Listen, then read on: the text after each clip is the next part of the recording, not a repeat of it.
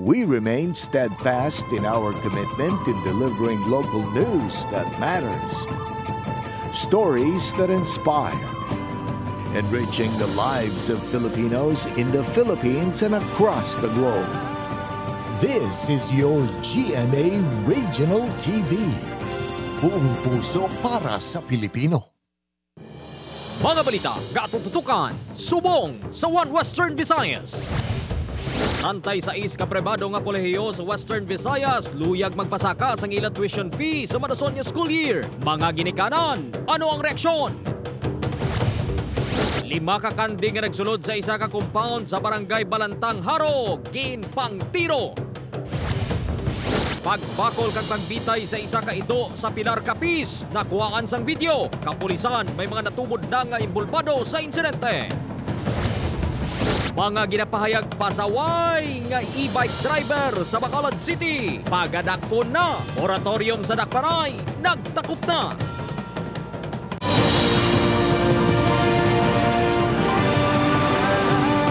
Ini ang GMA Regional TV 1 Western Visayas. Mayong hapon, ini ang 1 Western Visayas. Masaligan sa Zaran sang kamaturan kag wala sang ginadampigan. Ako si Gertrude Charlatan, live gikan sa Barangay Bulilao, Mandurriao, Iloilo City.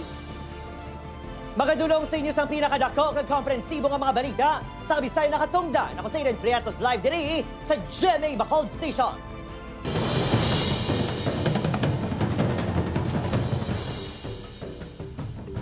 Mga kapuso, 36 ka pribado nga college institutions diri sa Western Visayas nagpasa sang petisyon sa CHED para magpasaka sang tuition fee. Samtang mga puso pila ka maginikanan nagapamatok sa dugang nga malayra. Nakatutok Sean Sala. Naguntat anay sa pag-eskwela sa pribado nga kolehiyong bata ni Tatay Roger sa nagligad nga school year agud nga mag-obra. Subong mabalik na ini sa pag-eskwela. Apang nabatian ni Tatay Roger nga may mga bulutuan nga tuyo magpasaka sang tuition sa pagbukas sang school year 2024-2025. Dako nga kuan nga pala sa ano naman kay mahal magsaka. Ti nabudlayan kami. Pigado pagda ng biyay subong. Si Tatay Bernabe nagkakahangawa man nga mas madamo na ang mga kabataan na mauntat na lang sa pag-eskwela tungod sa duga nga palasanon sang pagpasaka sang tuition. Kung magsaka pagid ang tuition, mabugat to siguro basi kung ang iban sila mauntat ng mga estudyante kung hindi na makaya sang ginikanan. Sanday Tatay Roger kag Bernabe ang duwalang sa mga ginikanan nga nagakabalaka matapos 26 ka mga pribado nga bulutuan sa Western Visayas ang luyag nga magpasaka sang tuition suno sa Commission on Higher Education 6. Nakapasa na sang tanan nga dokumento kag rekisito ang mga nagpetisyon nga bulutuan para sa tuition fee increase. Wala na giningadlan sang CHED 6 ang mga eskwelahan tungod ipaidalon pa nila ini sa validation. Kung excessive na hindi man kami, no? So may evaluate sinatanan kung bala insakto ara sa limit ng aton nga reference is 6.9%. Pagklaro pa ni Alvarez, 70% sa ginahinyo nga tuition fee increase ang mga bulutuan ang dapat magkadto sa increase sa sweldo sa mga manunudlo. 20% naman para sa mga pasilidad. Kag ang nabilin nga 10% ang nagadepende na sa administrasyon sa bulutuan kung diin makadto. Pinabalansin naton ang panginahanglan sa aton nga mga estudyante, natanaw naton ang sitwasyon sa aton nga ginikanan, no? Pero at the same time natanaw man naton nga hindi mapatay ang aton nga mga eskwelahan. Para sa manunudlo sa isa ka private school nga si Denny, kung madugangan ang iya sweldo, dako ini nga bulig sa iya mga galastuhan. Siyempre para may extra ako na finances para panggasto sa akong pamilya. Kag siyempre bayad sa akong bills, kag of course makatravel man kamay, kaya siyempre need man na mo as improvement as a teacher. Upod kay Romel Porquilla, John Sala, 1 Western Visayas. Mga puso sa Bacolod City naman o panawagan, paglikaw sa pagpatuli sa hindi lisensyado nga medical practitioner hugot nga ginakampanya. Eksperto may panugyan sa mga luyag magpatuli sa mga summer season. Yaring balita nga itong gintutukan. Isang 11 anyo sa grade 5 pupil nga si alias Kiko sa mga pamatanon nga nagahulat sang tion agon makapacircumcise o kun magpatuli. Isang operasyon nga makabulig sa hygiene sa mga kalalakihan. Nga daw excited lang ko. Isa ini sa mga benepisyaryo sa libre paltak program sa Philippine Society of General Surgeons sa Negros Occidental. Ari hindi tani sa pagpaano sang mamayap. Galing kay nga siya yan, naghambal gidya nga malaupod siya kundi excited say lagi ka mag big boy. Paandam sa mga eksperto, si Kieron nga lehitimong medical practitioner nga nagapatigayon sa operasyon agud masiguro nga hindi ma-infeksyon kag mabutang sa alang-alang ang ikaayong lawas. Ang pinakadako nga problem is pwede magka-infection ang mga bata, especially if dili sterile technique or tinlo ang mga instrument nga ginagamit. Ginapanawagan man sa grupo ang mga katigulangan nga ipaiway na ang kabataan sa tradisyonal nga pamaagi sa pagpatuli kag pagpalumpat sa suba nga masamikaw sa infeksyon. Worst thing pwede mautod. If grabe ang infection, pwede gid ang kabuhi sa bata if magkadto na ang kagaw sa ilang dugo. Gani si Jason, mas ginpili ang moderno nga pamaagi. Gabat siya kasakit? Gabat siya kasakit? Wala. Do kagat lang sa Langgam. Tungod nga summer season, ginalauman nga sa pagtakop sang klase, mas madamo pa ang kabataan nga lalaki ang magpa-circumcised. Opo Kiril Casillo, Adrian Prietos, 1 Western Visayas.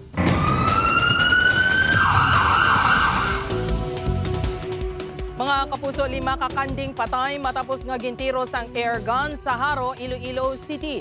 Si John Sala nakatutok. Dismayadong mahimata ni alias Noynoy sang nakitaan nga patay na 5 ka mga hinuptanan nila nga kanding sa compound sa ilang kasilingan sa barangay Balantang Haro, Iloilo City. Ang mas ginalain pa sa ilang buot nga ginpang tiro ini gamit ang airgun sa ilang mismo kasilingan. Suno kay alias Noynoy, masabing nakahigot ang ilang mga kanding apang banguntuman kay init ang panahon subong, ila na inigid pang buyan. Tubtob na nakasulod ini sa compound sang pamilya ni alias Juan. Bangod ginaligar ginpangharap sa mga kanding ang mga ginapang tanom nga utan sang kasilingan na impito kuno ang tag-iya kag gintiro sang airgun ang mga kanding. Da nagaigot sa monlote, kaso lang kay grabe ang init, ginbuyan niya.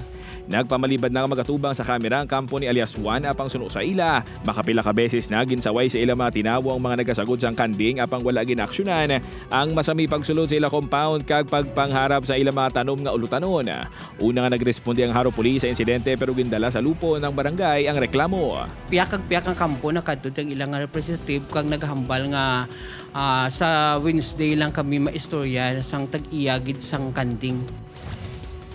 Samtang naaktuhan naman sa mga residente sa barangay Nangagim, Iloilo, ginakawat ni alias Flo ang kanding sa lugar kag dali-dali ang ginpalagyo karga sa tricycle. Nadakpan si alias Flo pinaagi sa hot pursuit operation sa Miagao Public Market. Suno sa Gimbal Police, madamo na sang insidente sang kinawatay sang kanding sa lugar kag ginatudlo nga si alias Flo ang may kahimuan. Na-recover man sa kapulisan ang kinawatan nga kanding. Upod kay Romel Porquia, John Sala, 1 Western Visayas. Mga puso, sensitibo nga balita ka video ang inyong makita. Kinahanglan ang giya sa mga bata nga nagatanaw. Mao pagbakol kag pagbitay sa isa ka ido sa Pilar Capiz na kuhaan sang video. Nakatutok, Zed Kilantang Sasa. Makitaan sa sini nga video nga ginpost sang Rojas Animal Welfare Society sa ila Facebook page ang isa ka ido nga nakabitay sa haligi sang basketball ring. Ang ido husto na lang nga mag-uwang samtang ginabutong sang isa ka lalaki ang higot. Pila ka minuto ang nagligad, nagpalapit ang isa ka lalaki nga may bitbit nga kawayan. 4 ka beses ini nga ginlampusan sa ulong ido. Sa nakita nga nagagiho pa ini, liwat niya nga ginlampusan sa makaduha ka beses. Ginkumpirma sang Pilar Police nga ang viral nga video kuha sa barangay Blasco. Wala na gintungod sang kapulisan ng mga lalaki nga imbolbado sa video. Apang ang isa sa ila nga wala sang suksok nga bayo kag amo ang naglampos sang kawayan, kumpirmado nga SK chairman sang barangay. Sa investigasyon sang kapulisan, nagagwa nga ang tag-iya sang ido mismo ang nag-ayo sa mga lalaki nga patyo nang iya hinuptanan bangod sa kahadlok sa mga pumuluyo sa ido. Ginaaligara nagapangkaon man ini sang kasapatan kasubong sang manok. Kaya nito daw kayo sa pag-iya, pinangaon sa mga kasapatan. Delikado pala sa mga pumuluyo, especially sa mga kabataan. So nagpangabal siya nga hindi mo na din discuss, but unfortunately ang manners yung pag-dispose, hindi ano. Bangod sa brutal nga pagpatay, ginapaidalom sa investigasyon ang lalaki nga nagauyat sang lubid, ang lalaki nga nagbakol sa ido, ang nagkuha sang video kag pati na ang tag-iya. May isa ka animal welfare group halin sa Manila nga nagpakigangot na sa kapulisan kag nagpahayag nga handa magpasaga sang kaso sa mga imbulbado. Mga animal welfare advocates nga naabot nga sila ang mag-file nga siyang complaint. Kaya kung tanahon pa siya to, kinalan po siya private complainant. Magluwas sa ila, may grupo man sang animal welfare advocates sa Capiz nga magabulig agud mapasakaan sang kaso nga paglapas sang Republic Act 10631 o kon Philippine Animal Welfare Act of 2013. Padayon nga ginatiwaan sa news team nga makuhaan sang bahin ang ginapahayag SK Chairman, barangay official kag tag-iya sang ido, apang wala pa sila sang pahayag. Zen Kilantang Sasa, One Western Visayas. Masobra piso nga saka per kilowatt hour sa more power mabatyagan na sa mga konsumidor sa Iloilo City sining nga Mayo. Si Zen Kilantang Sasa nakatuto. Epektibo subong nga bulan maga-reflect na sa electric bill sa mga konsumidor sang More Power and Electric Corporation sa Iloilo City ang saka nga masobra piso per kilowatt hour humalin May 18 tubtub June 12, 2024. Ang mga konsumidor nga wala pa makabaton sang bill subong nga Mayo, lauman nga mangin 11 pesos and 32 centavos per kilowatt hour na ang bayaran nga kuryente. Sunod sa More Power, ang dugang nga sukot sa kuryente, amo ang pagtaas man sang presyo sang wholesale electricity spot market o kun WESM, dugang pa ang pagnipis sang power supply base sa advisory sang NGCP. Ang aton nga generation component sa ating bill, no, may portion dira nga ginabakal sa aton sa kontrata, no. So sa kakontrata tayo nga mga power suppliers wala sang pagtaka, iban gani nagubo pa, no, tatlo na aton nga bilateral contracts, no. Ang nagdako gid nga saka ang sa WESM. Bangod sang saka sa presyo sang kuryente, nagalalain ang pila ka mga konsumidor. Sang una, 3,000 ang ginabayaran nga electric bill ni Manang Rizzi. Sunod sa iya, imposible man nga makakinot sa paggamit sang electric fan kag aircon, bangod sang tuman kainit sang tiyempo. Sakit gid gabi pa ano kay di first namon nga pagtakon sa kuryente, mga tuwan lang amo nagasto, may aircon na nakbata ko kay apo umbalan. Every 2 hours gina-pa-aircon kung nasabis ka magtulog. Grabe, gid ang puot sang init. Panugyan sang power distributor maghimo sang pamaagi agud makakinot sa paggamit sang kuryente. Upoy kay Cirilo Randuque, Zen Kilantang Sasa, One Western Visayas. Mga pusoan ay overseas Filipino worker ginpili nga magpanguma sa Bacolod City. Organic farming ginaduso sini sa komunidad. Nakatutok kay Lynn Pedreso. Nangin madinalagon ang career ni Elmer Baggiorio sa Singapore bilang oil trader sa isa ka oil company. Sang nakasettle na diri sa Barangay Alangilan sa Bacolod City, ginpili na lang sini nga magtukod sa gamay nga farm o kuntalamnan kung sa riin niya ginasulong ang organic farming. I started this farm as an investment which turned out to be an advocacy eventually. I believe na organic farming is supposed to be the benchmark. This is the way to go sa agriculture. Sa vermicomposting, una nga nagtutok si Elmer. Pinagi sa pagdecompose sa mga dunot nga prutas, laya nga dahon, kag iban pa nga basura. Nakahimo siya sa natural fertilizers para sa mga pananom. Pagkatapos na nga makultivate ang duta, pwede na umpisahan ang pagtanom sa basil, pechay, lettuce, kag iban pa nga ulutanon. Ang matambok nga duta, dako kuno nga bagay para mangin matahom ang pagtubo sa mga utan. For natural farming, approach, ang mindset is we take care of the soil will take care of the plants. Ang focus ang natural farming is ara sa soil and ecosystem nga makabulig nga mag-thrive ang tanom. Subo nga wala sang tubig ang irigasyon, nagkutkot sang bubon si Elmer agud may kumakuhaan sang tubig. Proud si Elmer nga nagasupply ini sa mga utan sa mga merkado kag restaurant sa siyudad sang Bacolod. Pati ang pila ka mga residente nabuligan ni Elmer pinaagi sa paghatag sang palangabuhian. Kangay na lang sa mga nguma nga si Danny. Sa mga pamilya, pag-eskwela sa bata ko, sa amon pa ni malay tanan makabuligid ang farm. Siyempre organic, wala sang fertilizer. Nangin 360 degrees man ang turnout sang career ni Elmer, malipayo naman ini nga magluwas sa paghatag sang preska nga mga utan. Nakabulig pa ini sa palangabuhian sang iban. Upod Garuel Bangoy, Aileen Pedraso, One Western Visayas.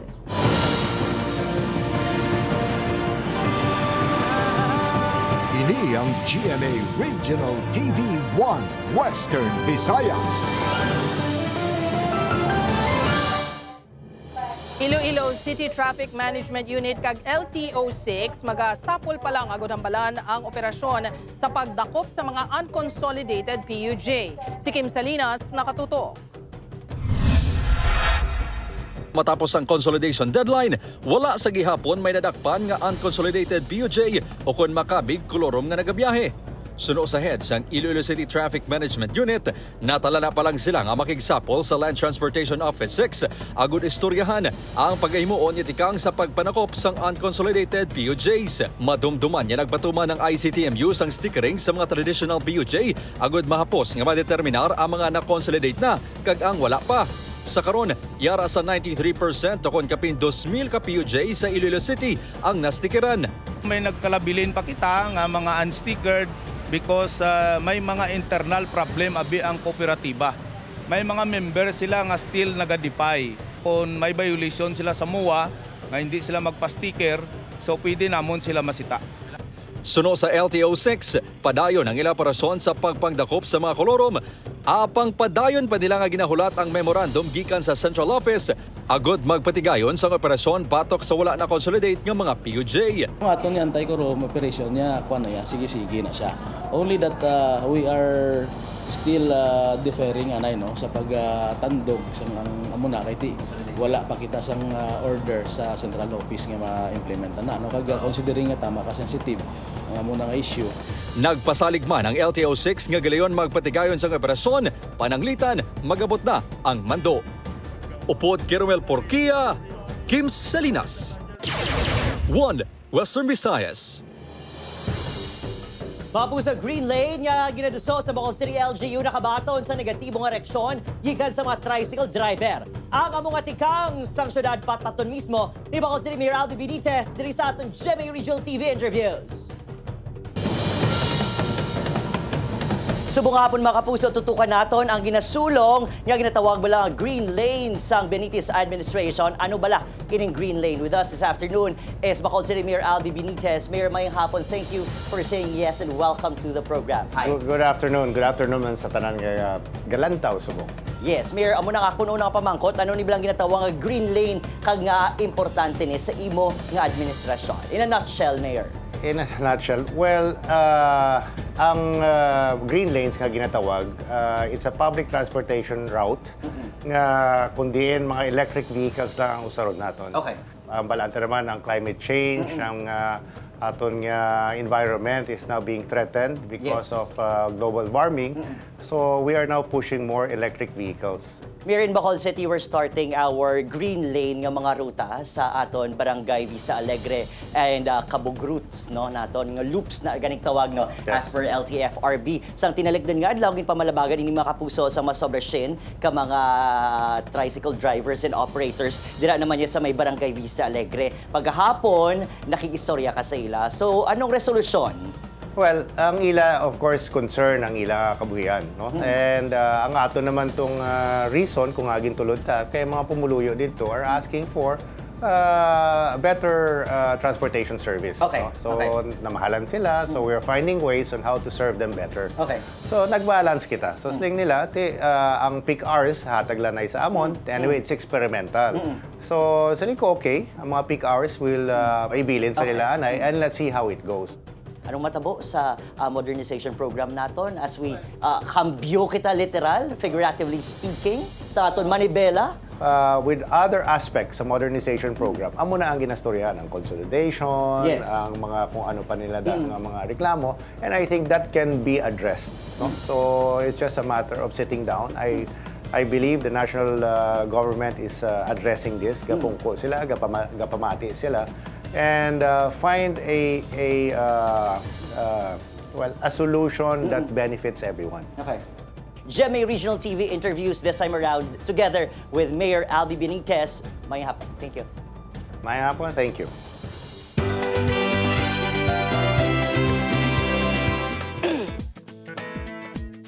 Mga kapuso, Lilet Matias, attorney at law, cast E.A. Guzman, gintilawan ang mango sinigang, shake kag pizza sang Gimaras.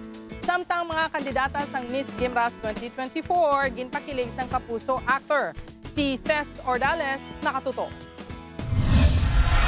Kung mango eat all you can ang sama-saming in-enjoy sa mga bisita sa Manggahan Festival, level up nga mango overload naman ang nagpayuhom kang nagpupusog kay Lilet Matias, attorney at lawcast E.A. Guzman.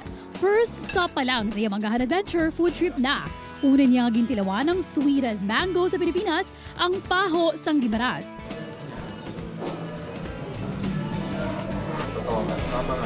May mango shake, mango pizza, kag syempre may mango sinigang.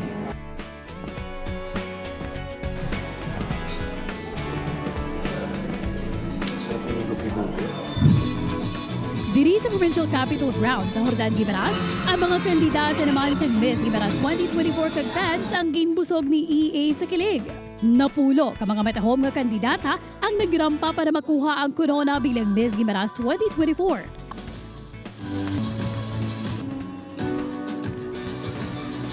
Hindi na kinahanglan nga pamangkuton pa, bangod makita ang kasadya kapapalangga sa mga kandidata kang fans sang nagwa na ang kapuso aktor.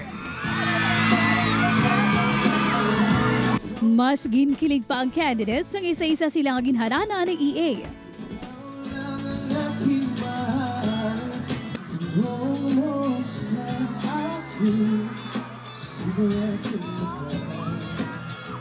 Napasana all naman ang audience ang ginkantahan sa kapuso actor on stage ang isa ka fan.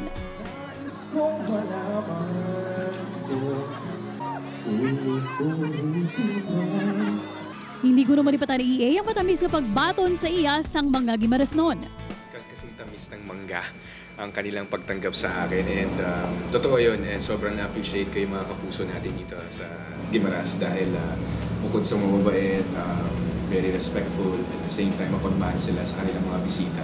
Sa ulihigin koronahan ng pabatos ang Buenavista nga si Axel Rose Garian bilang Miss Gimaras 2024. Upod kay Marvin Lauderes, Tess Ordales, One Western Visayas. Kapuso, good news kag bad news sa magasugata sa atong mga kapuso nga motorista buwas. Mayo 21. Good news sa mga nagagamit ng gasolina, ang presyo sini ang maganubo sang 10 sentimos kada litro. Bad news naman sa mga nagagamit ng diesel, bawod ini ang magasaka sang 25 sentimos kada litro. Ang presyo ng kerosene magasaka man sang 30 sentimos kada litro. Ipatuman ang adjustment sa presyo ng gatong buwas sa aga. Mabuso mataas naman yung heat index, padayon yung eksperyensya sa Rojas City. Samtang pila ka makahimata sa mga PDL sa District Jail sa Pototan, Iloilo. Nagalao nga mas maayo o kung mapaayong ila sitwasyon sa sulod sang jail facility. Subo nga mainit ang tiyempo. Si Kim Salinas, nakatutok. Padayon nga ragabiti ang init sa Rojas City. Gani ang pila ka mga residente. Kanya-kanya nga diskarte agad hindi matamaan sa init sang tiyempo. Si Ray Rojas nga ragabiyahe sang tricycle. Nagabalon sa madamo nga tubig. Agad kun mabalhasan. May pampaumpaw sa kahuaw nga mamatsagan. Nagapangita man ini sa mapasilungan. Dari kami kaya nagpundo kaya daw may kahoy di kag mandong. Si Gilbert naman aga pa lang. Batsagan na ang daw tuman nga init. Gani, bisan mabalhasan, nagasuksok ini sang long sleeves kung magbiyahe sa motorsiklo. Aga pa ya, mainit na ya. Alas 7 pa lang init ron. Ay, subong mo, mas grabe pa ito. Diri sa Iloilo City, nagpadayon naman ang suspensyon sang in-person classes sa public ag private schools. Ginbasehan sang alkalde ang forecast sang Pag-asa nga posible maglabot sa 44 degrees Celsius ang heat index sa syudad. Ang suspensyon ang ginmadauban sa Department of Education tubtubwas Abril 30. Nagpadayon man ang klase sa mga private school nga air-conditioned ang mga hulot klasihan. Samtang isa naman sa person deprived of liberty ang ginreport nga naglaay ng pamatsyag sa Iloilo District Jail sa barangay ng Pototan. Amo gani si Nanay Helen nga pila pa lang kabulan ang iya bata sa sulod sang pasilidad, tuman ang kabalaka. Suno sa iya kuntani, kung may malain nga dapat siyag ang PDL, insigida sila nga pahibaloon. Dapat nga idaad kung may mga kontak malang ang pamilya na dapat ipamaan gidayon para kung ano kundi mamanaan sang pamilya no kung ano buhatan nanda kung ano ang pwede nandang ipadara dyan sa sulod. Pilaman sa mga reklamo nga ginpalabot sa mga PDL sa ila pamilya, ang tuman kabudlay nila nga sitwasyon, tugas ang kakulang sang tubig kag kaginot. Siguro ang tubig nga damo sila mainom nga tubig kaya hindi sila mawadaan sa tubig. problema tubig gid siya. Ginpabutyag man sa mga himata sa mga PDL sa pumuruan sang BJMP nga ila na nahimuan sa pamaagi nga mapahaganhagan ang amo nga problema. Kim Salinas, 1 Western Visayas.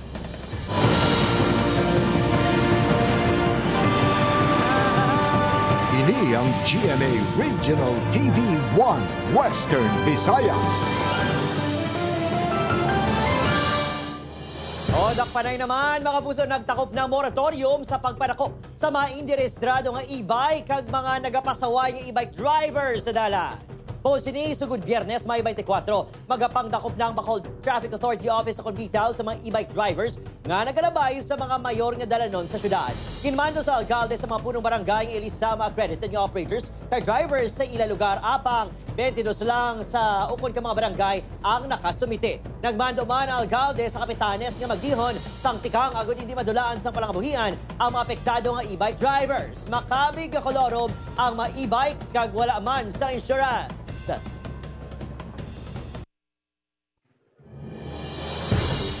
Mga kapuso, kapin 400 ka mga kahoy nga dita ang igabulo sa mga nagakalaya nga Royal Palm Trees nga nahamtang sa Diversion Road. Rectification sa mga Center Islands, siga patigayon bago itanom ang mga kahoy. Si Kim Salinas, nakatuto.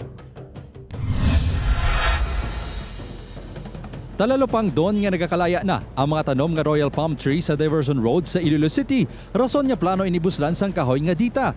Ang Dita 3 ang nagadabo nga sa isang kahoy, rason niya ini ang ginpili isang LGU sa tuyo man nga makahatag sang handong kag makapabugnaw sa Diversion Road kun sa diin sa masami mataas ang heat index kuntig ilinit. We prefer native trees which is also accepted ni landscape architect Alcazaren who designed no sang sining mga areas. So amo ning in-approve niya nga native tree that could blend sa landscape sang area. Magluwas diri minimal man manggamot ang kahoy, rason nga hindi makaguba sa konkreto nga plant boxes. Antes ang pagtanom, i-retrofit anay sang LGU ang Center Island sa Diversion Road para hindi madali-dali tumba ang kahoy kung magbaskog ang hangin o kung magbagyo. May mga rectifications kita sa diversions, mag-increase kita sa height sang Center Island. And at the same time, ma-dig kita or ma-jackhammer kita. So that nga ang root system sang Dita 3 could penetrate gid sa underground. Ginabanta kapin 400 ka mga kahoy ang plano itanom sang Iloilo City LGU. Magluwas sa Diversion Road, itanom ang pila ka mga Dita 3 sa Sunset Boulevard o kon ng Iloilo River North Bank nga nagaduso sang turismo sa syudad. Ginabanta 100,000 ka mga native trees ang itanom sa Sunset Boulevard. Ang Sunset Boulevard ang pinakauli sa mga proyekto sang gobyerno sa Iloilo City nga magatanyag sang alternatibo nga alagyan sa mga motorista kag linear park para sa mga gusto magpaliwaliwa. Ang groundbreaking ceremony sini ang ginpatigayon sang April 2022. Nakabakal naman sang 128 ka mga seedlings sang GSO. Magasugod ang tree growing activity kung magtakop na ang El Nino phenomenon. Upod kay Hans D. Sherto, Kim Salinas, 1 Western Visayas. Mapuso, isa na lang kadaog ang kinahanglan sa Perpetual Altas para makuha ang kaapat nga asod-asod sining nga titulo sa Men's Division sa NCAA Season 99 Volleyball Tournament.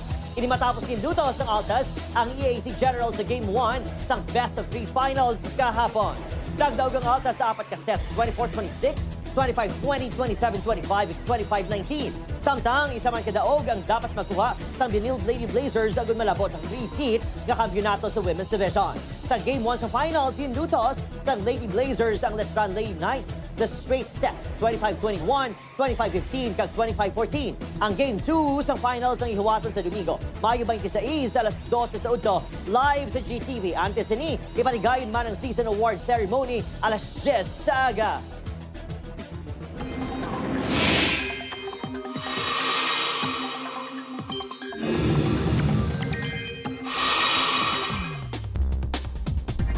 Mga kapuso, base sa forecast ng Pag-asa subong adlaw, naglabot sa 46 degrees Celsius ang heat index sa bahin ng Rojas, Capiz, subong adlaw. Samtang naglabot naman sa 44 degrees Celsius ang maximum heat index sa Iloilo kag Negros Occidental.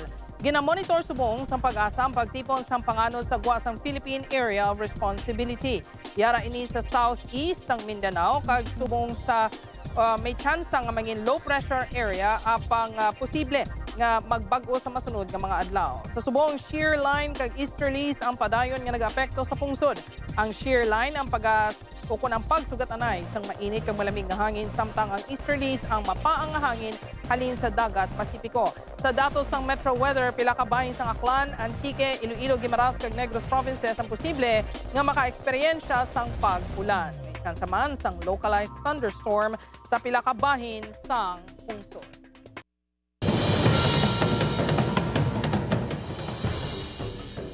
Ginpalayag ni Iranian Vice President Mohsen Mansouri nga napatay si Iranian President Ebrahim Raisi. Upod ang Foreign Minister sa pungsod nga si Hossein Amir Abdollahian matapos mag-crash ang ilang ginasakyan nga helicopter. Ang aksidente ang nagluntad sa nabukid nga bahin sa pungsod matapos ang duha ang nagbisita sa border sa pungsod kag sang Azerbaijan. Ginpasalig naman ni Iranian Prime Minister Ayatollah Ali Khamenei nga ang hitabo ang hindi makaapekto sa pagpatigayon sa mga obligasyon sang estado.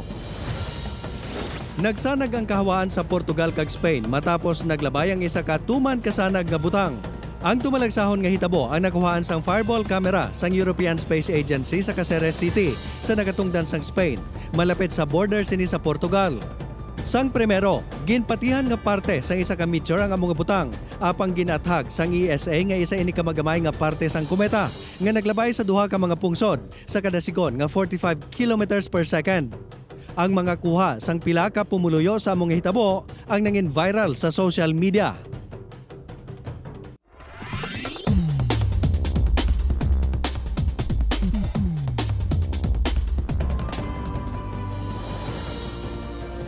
Sa aton mga puso diri sa Western Visayas, ang subong man sa aton mga puso abroad, madamong inisalamat sa pagtutok. Ako si Adrian Prieto.